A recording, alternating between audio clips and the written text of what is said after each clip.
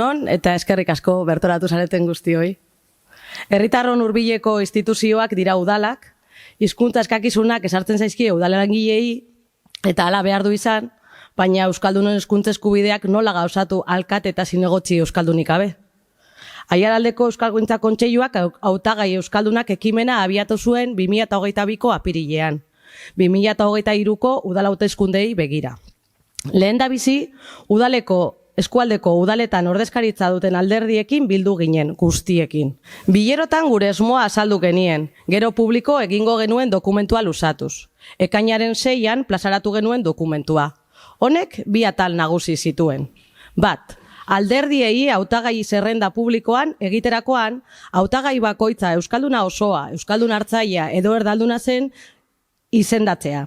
Eta bi, hautagaien zerrenda bakoitzari euskararen ikuspuntutik nota jarri eta hori publiko egingo genuela azaldu genuen. Nota jartzeko irizpideak zehatz azalduz. Batetik, gardentasun ariketa bat eskatzen genien alderdiei, hezkuntza eskubideen ikuspuntutik berebiziko informazioa baita. Bestetik, hautagaien zerrendetan euskararen irizpideak duen garrantzia azpimarratu eta hautagaiak euskaldunak izatea bultzatu nahi izan dugu.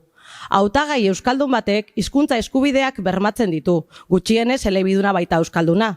Herritar guztiak bere hizkuntzan entzun ulertu eta entzuteko gai dena. Hitzekoak gara eta gaur eskualdeko hainbat pertsona esanguratsuen babesarekin emaitzak plazaratuko ditugu.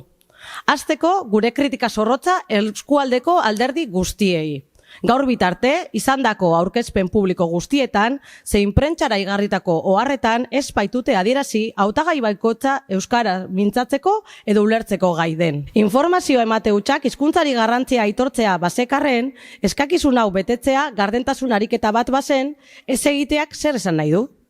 Pauso erraza zen eta atsekabez ikusi dugu ez dela eman. Espero dezagun hemendik aurrera, ekitaldietan, zein postontzietara igorriko zaizkigun esku horrietan, informazio hau eskainiko zaigula. Pauso txiki, baina garrantzitsu hau emateko garaiz dabiltza. Gure eskualdeko 9 udalerritako 32 hautagai zerrenda aztertu ditugu.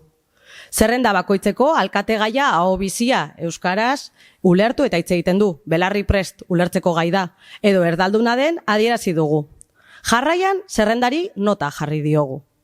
Horretarako, alkategaia eta zinegotziak urrenkeraren arabera puntuati ditugu euskaldun oso, euskaldun hartzaile edo erdaldun diren kontuan hartuta. Bukatzeko, semaforo baten bitartez adierazten dugun emaitza horiek hizkuntza eskubidei bide ematen dieten edo ez.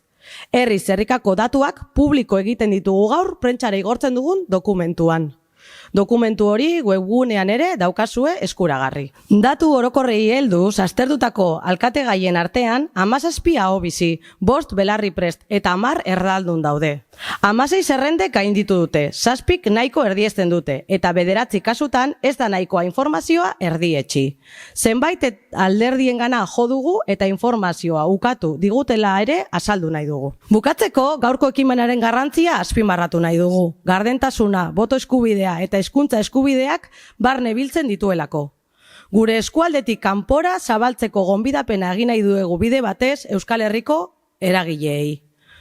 Gogoratu nahi dugu baita, alderdik politikoen hizkuntza politika eta hizkuntza eskubideekiko jarrera eta jarduna elementu garrantzitsua direla euskararen normalkuntza lortzeko bidean. Horretarako, Aiaraldeko Euskalgintza Kontseiluak bestelako ekimenak bultzatzen jarraituko du alor honetan. Adi beraz, jarrai dezagun lanean, Aiaraldea euskara aktibatu.